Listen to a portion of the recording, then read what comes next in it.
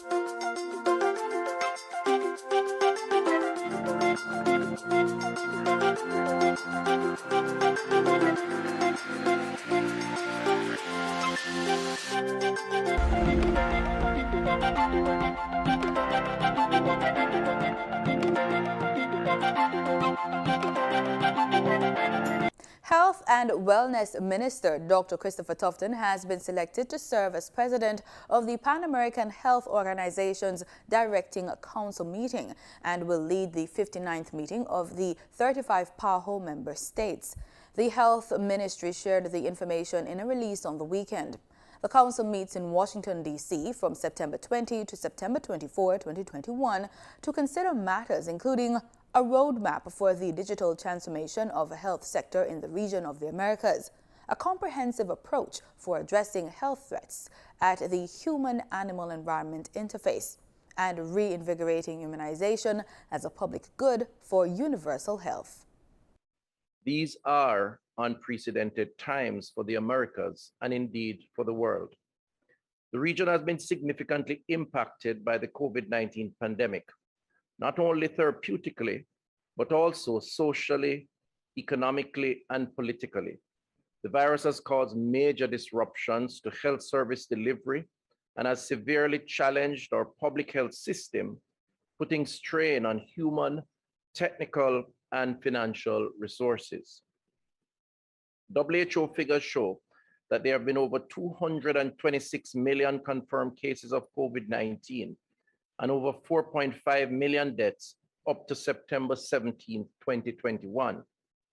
On both accounts, the region of the Americas have had the highest numbers of over 87 million reported cases of COVID-19 and more than 2 million deaths. 5 countries in our region have ranked in the top 10 for cumulative deaths globally. Our salient aspect of this pandemic is that its impact has not been equal across countries in terms of cumulative cases and deaths and broader socioeconomic effects. According to the release, Chief Medical Officer Dr. Jacqueline Bessessa McKenzie is also in Washington, D.C. with Dr. Tufton. It also states that Permanent Secretary in the Health Ministry, Mr. Dunstan Bryan, and other senior officials of the Health and Wellness Ministry will join the session virtually. Additionally, Jamaica is expected to vie for a position on the Executive Committee to serve for the 2021 to 2024 term. Foreign Affairs and Foreign Trade Minister Senator Kamina Johnson-Smith has donated medical supplies valued at more than $10 million to the Republic of Cuba on behalf of the Jamaican government. Johnson-Smith handed over the items to Charge d'Affaires of the Cuban Embassy last week. The items include medicines, disposable medical masks, sterile gauze, pads, inhalers, and other over-the-counter medical pharmaceutical items. Senator Johnson-Smith, in a statement, informed that the donation is part of a broader response from the Caribbean community CARICOM to Cuba. Britain has simplified its restrictions for international travel, therefore opening travel to Jamaica. The announcement, made on Friday by the British government, follows complaints from travelers and businesses that its regulations aimed at reducing the spread of COVID-19 was stifling. Transport Secretary Grant Shapps said effective October 4, the UK will scrap its traffic light system that ranks countries as red, amber or green and replace it with a 2-tier system with countries classified as red or open. Jamaica, which was on the amber list, is now classified as open. Chief Justice Brian Sykes says Circuit Court jury trials for the 2021 Michaelmas term has been deferred from September to December. Chief Justice Brian Sykes made the announcement while speaking at the opening of the Home Circuit Court in downtown Kingston on the weekend. He explained that the decision was made due to the latest surge in COVID-19 cases. Mr. Sykes said members of the Judiciary's COVID-19 Advisory Committee had several discussions before deciding to postpone the trials. Mr. Sykes further explained that the judicial system will have to modify its response to crisis, for example, redesigning jury boxes to accommodate the recommended social distancing protocols made by the Ministry of Health and Wellness. The Development Bank of Jamaica, the DBJ, has created an online server, creating an opportunity for businesses to rebound. Development Bank of Jamaica's Managing Director, Milverton Reynolds, says the government agency has entered into an arrangement with Jamaica Technology and Digital Alliance to bring the online project into existence. In which a website will be created that will list all the suppliers of digital technology goods and services across the island, allowing business owners to easily identify their needs and choose their preferred supplier. Speaking at the launch of the new online platform, Minister of Finance and Public Service Dr. Nigel Clark said micro, small and medium-sized enterprises will benefit from a new online serve program strategically designed to bolster Jamaica's economic recovery. Now, around the world, we have seen, and it's not rocket science, that a crisis that prevents people from congregating and from moving and from socializing in a normal way, a crisis that provides supply shocks and demand shocks from time to time. The most resilient strategic response is a response that takes businesses online, takes businesses from a brick and mortar presentation and allows them to interface with their colleagues, with their suppliers, with the general public through a digital format. And the COVID-19 pandemic has illustrated this in graphic ways that I don't need to recount. But we have seen how firms that specialize in the provision of online services have grown astronomically during this COVID period. Now, and we've seen where for many businesses, certainly internationally, the e-commerce portion of their sales mix has grown at several notches above their normal bricks and mortar growth. In fact, it has been quite uneven, the growth between the growth of e-commerce delivery versus normal delivery. And hence the strategic response of the government of Jamaica that we celebrate here with the launch of the DBJ Surge program. The features that are provided on the server are the DBJ Go Digital Loan and the DBJ MSME Loan.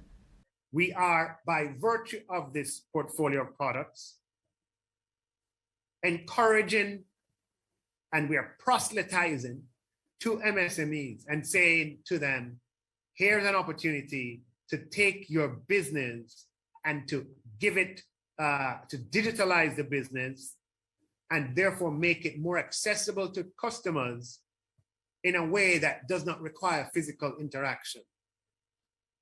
I'm very excited and pleased about the diversity of products. The first being the Go Digital Grant, a voucher. This is money that does not need to be returned to the DBJ. It's a grant to the MSMEs of up to $300,000. Under the project, grants are also available for general business services, which include accounting, electronic payroll systems, digital marketing, and human resource applications. We now get the latest market updates in this timely business report from Gabriel Thompson.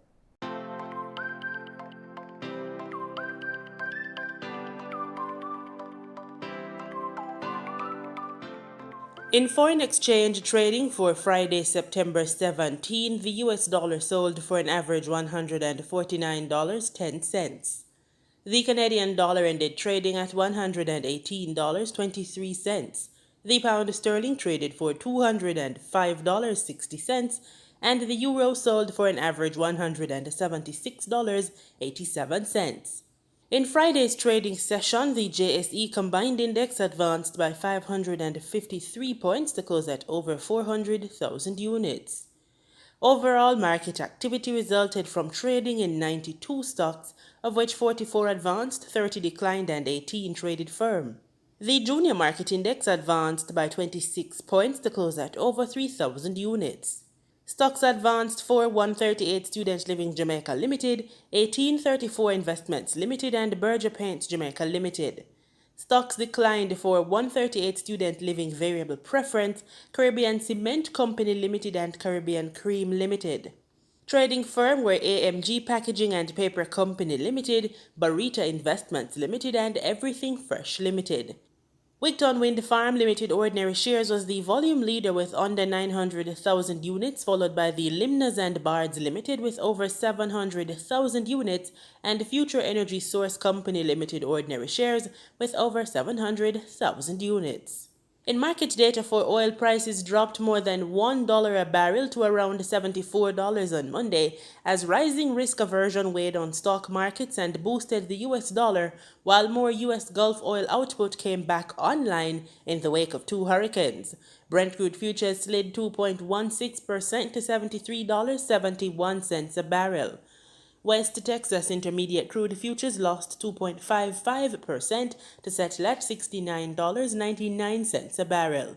And on that note, we close this Monday edition of the Business Report Inside the News on PBCJ. I'm Gabrielle Thompson. Pleasant viewing.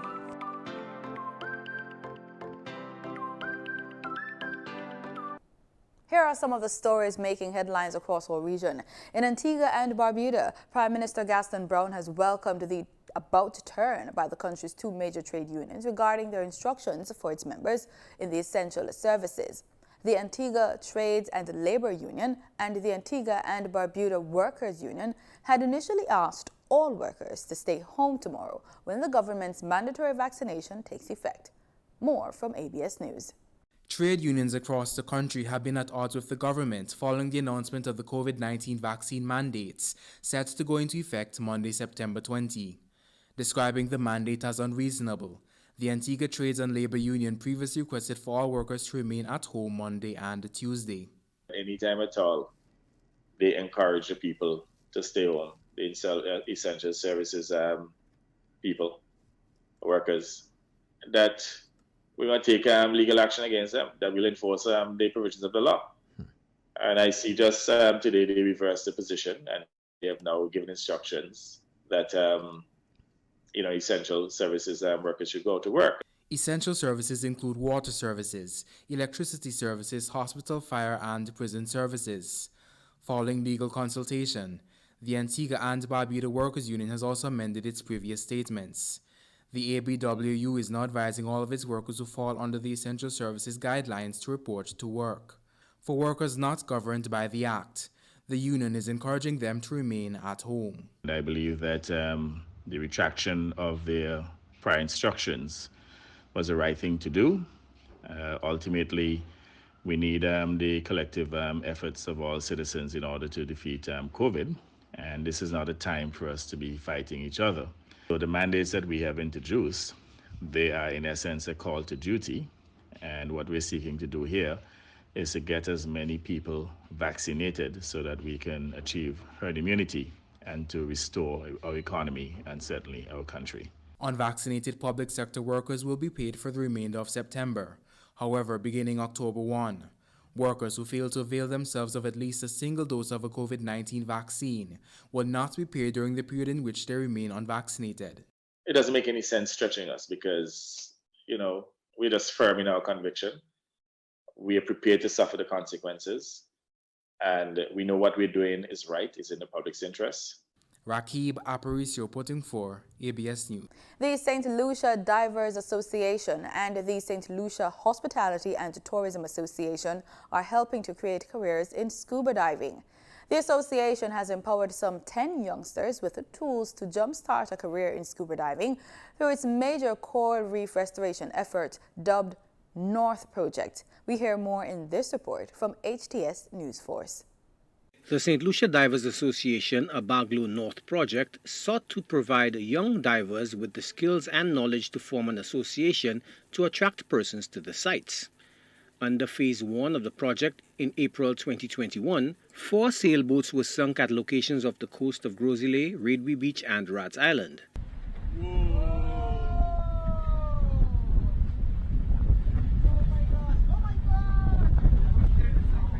The submerged vessels were scuttled in a bid to create artificial coral reefs. The second part of the project involves training youngsters to become coral gardeners. Baglo hopes the youth will use the newfound knowledge to develop an association and create sustainable livelihoods. We have empowered them by teaching them to dive. We have empowered them by teaching them about coral restoration. We're now empowering them to form a nice cooperative and to use the skills they have learned to bring locals and visitors onto these sites, where they'll teach them how to clean, how to outplant, they'll teach them about it.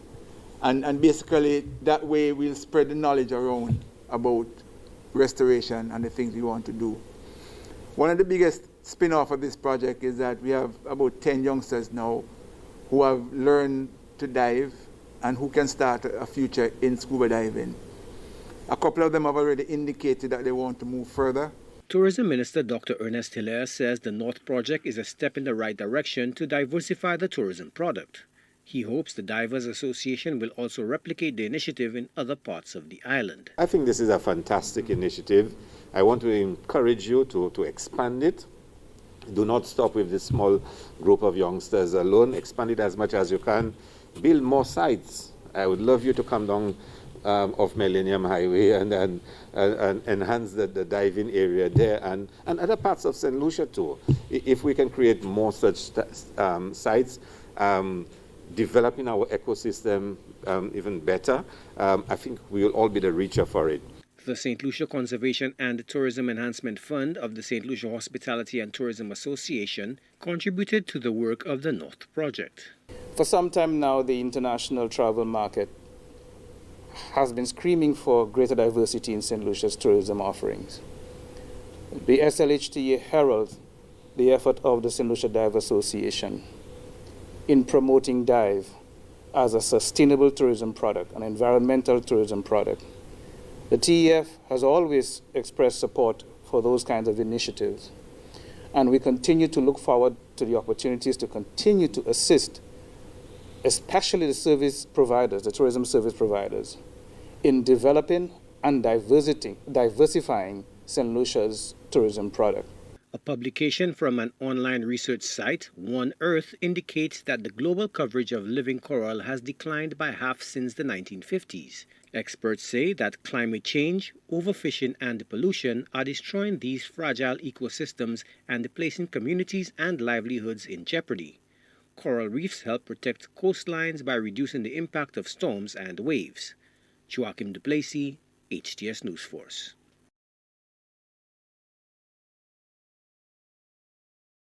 In lighter news, one of the things that Trinidad and Tobago is well known for is cocoa. In commemoration of World Chocolate Day, the Santa Cruz Green Market hosted a Chocolate Day Festival where local entrepreneurs displayed the versatility of the local cocoa. More from TTT News. From unique chocolate-flavored treats to skincare products, local cocoa entrepreneurs showed how unique and versatile cocoa and all its byproducts can be to an appreciative local crowd. Booking coordinator for the Santa Cruz Green Market, Anushka Robinson, said one of the aims of the festival to highlight the sustainability of the local cocoa industry. It's a really great national product that we have that we all kind of learn about, but we don't really realize how versatile it is, how important it is, and how many people really work and support the cocoa industry. So we wanted to highlight all those people's efforts as part of the wider World Chocolate Day. According to Trinidad and Tobago Fine Cocoa Company representative Michael Baldwin, there has been an increased appreciation locally for cocoa products. And local chocolate is naturally more expensive than some of the imported brands. So it's a question of education among many of the people, understanding the quality of chocolate that grows here, and realizing and appreciating that there's a much superior product here that should be supported and nurtured and brought back to growth. Founder of Mountain Pride and the Chocolate Bar Cafe, Astrida Saunders, said Trinidad and Tobago's cocoa industry can become the alternative to oil and gas, but greater assistance is needed to expose the industry internationally. Our country is too small for the benefits of local chocolate. It's just a small market. We need to get our chocolates out there. Despite the challenges of increasing prices for raw material and the COVID-19 pandemic, Cocoa Dreams Estate co-owner Ruan Ali encouraged interested entrepreneurs to do their research and take a chance in the industry. Don't take no for an answer and follow that dream. If that is your passion, as you could see during the pandemic, a lot of entrepreneurs have come on the scene now and they have been successful. So if it's your dream, I say make your side hustle your main hustle. In sports, we look to cricket. Opener Rashada Williams recorded career bests, but it took a dramatic super over for West Indies women to avoid a humiliating whitewash in their 5-match one-day international series against South Africa women in Antigua on Sunday. The regional team was buoyed by opener Rashada Williams, who struck an unbeaten 78, and as well as by off-spinner Shanetta Grimmond, who grabbed 4 wickets for 33. And that's our package. You've just watched the news on PBCJ. Thanks so much for watching.